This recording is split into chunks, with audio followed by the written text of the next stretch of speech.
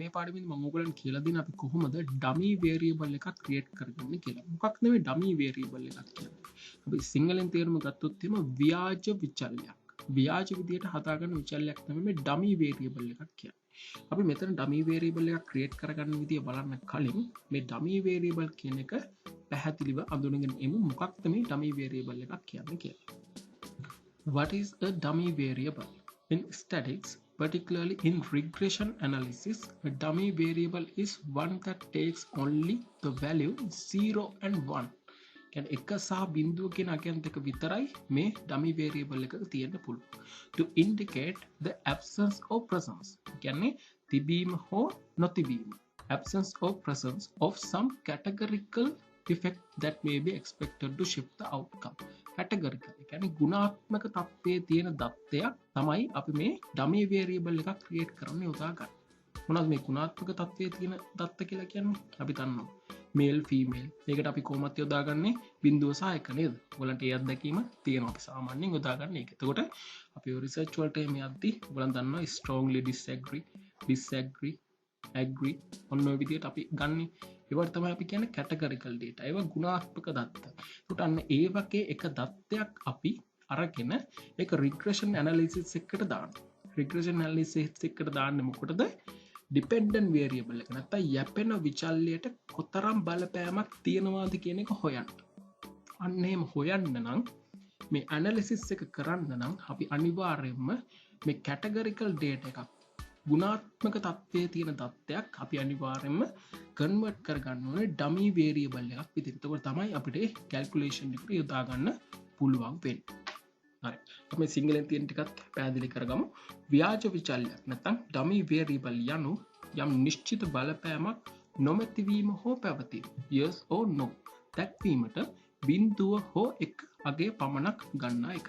බිඳුව හෝ එක විතරයි මේ වේරියබල් එකේ තියෙන්න පුළුවන් ඩමි වේරියබල් එක. ඊපස්සේ බිඳුව කියන අගය ගත්තාම අපි බිඳුව අගයක් ඇති ව්‍යාජ විචල්‍යයක් එම විචල්‍යයේ සංගුණකයේ මත යැපෙන විචල්‍යයට dependent variable එකට බලපෑම් නොකරයි. බිඳුව තියෙද්දි බලපෑම් කරන්නේ නැහැ.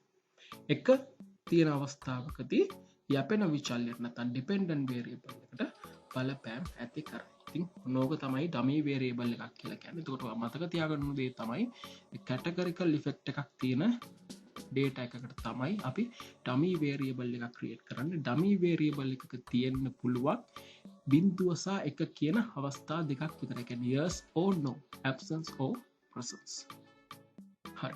දැන් මම මෙතන උදාහරණයක් අරන් තියෙනවා qualifications.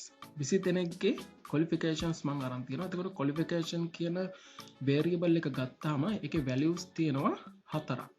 ordinary level, advanced level, degree සහ professional qualification. ඔන්න ඔය කියන කොටස් 4 තමයි මේ qualification වලට අපි දීලා තියෙන. උදාහරණයක් විදිහට තමයි අපි question එකක් තියෙනවා. ප්‍රශ්නාවලියක් දීලා අපි මේ තොරතුරු ටික ලබාගෙන තියෙනවා. එතකොට ඒ තොරතුරු අනුව තමයි අපිට මෙන්න මේ data view එකේ තියෙන තොරතුරු ටික හම්බෙලා තියෙන්නේ. ඒකේ ඉඳන් 20ට යනකම් පුද්ගලයන් 20 දෙනෙක්ගෙන් ගත්ත තොරතුරු ටික තියෙනවා. නමුත් මේ විදිහට තියෙද්දි අපිට මේක regression analysis එකට යොදා ගැනීමට හැකියාවක් නැහැ. අපි මේක dummy variable එකක් විදිහට create කරගන්න ඕනේ. කියන්නේ එකින් එකට වෙන් වූ variable විදිහට මේක හදා ගන්න ඕනේ බිඳුව සහ එක කියන අගය තියලා. බලමු මේක කොහොමද කරන්නේ කියලා. ඉතාමත්ම සරලයි. transform වල තියෙනවා create dummy variable කියලා වෙනමම අපිට command එක. මෙතෙන්ට ගිහිල්ලා මේ අදාළ categorical තත්ත්වයේ තියෙන தත්ත්වය මේ පැත්තට දාගන්න. මේ variable එක මේ පැත්තට දාගන්න. දාගෙන මෙතෙන්ට අපි අනිවාර්යයෙන්ම අලුතෙන් හැදෙන variable වලට නමක් දෙන්න ඕනේ. මම මේකට දෙන්නම් q කියලා. qualification විදියට q විදියට මම දෙනවා. ඔයාලට ඒක අවශ්‍ය නමක් දෙන්න පුළුවන්. ඒක ප්‍රශ්නයක් නෑ. මම දීලා ඉවරලා okay කරන්න. ඊට පස්සේ අපිට output file එකෙත් පෙන්නනවා මේ create වෙන labels කොහොමද මේක create වෙන්නේ කියලා. qualification ordinary level කියන එකට q1 විදියට variable එකකුත්, advanced level වලට q2 විදියටත්, degree වලට q3 විදියටත්, professional qualification වලට q4 විදියටත් variables create වෙලා තියෙනවා. දැන් මෙතෙන්ට ඇවිල්ලා බලමු. අන්න ඒ විදිහට create වෙලා තියෙනවා. මම variable view එකට ඇවිල්ලා මේකේ decimal point sign කරගන්න. නැත්නම් ඔයගොල්ලෝ පැහැදිලි නෑ. හරි. දැන් අපි data view එකට ගිහලා බලමු මේ විදිහට Q1 Q2 Q3 Q4 කියලා මෙන්න මේ ordinary level advanced level degree සහ professional qualification කියන හතරට dummy variables හතරක් active වෙලා තියෙනවා. එතකොට බලන්න එක සහ බිඳුව විතරයි මේකේ තියෙන්න පුළුවන්. එතකොට එක සහ බිඳුව කියලා කියන්නේ ordinary level කියන தත්ත්වයේ තියෙනවා නම් ඒ පුද්ගලයා ordinary level නම් එයා qualification එක බලන්න Q1 එකේ එක විදිහට තියෙනවා. Q1 එකේ එක විදිහට තියෙනවා. අනිත් ඒවා හැම එකක්ම බිඳුව විදිහටයි තියෙන්න ඕනේ. එතකොට advanced level ගත්තොත් එයාගේ Q2 එකේ එක විදිහට තියෙනවා. අනිත් හැම එකක්ම බිඳුව. degree ගත්තොත් ඒ විදිහම තමයි.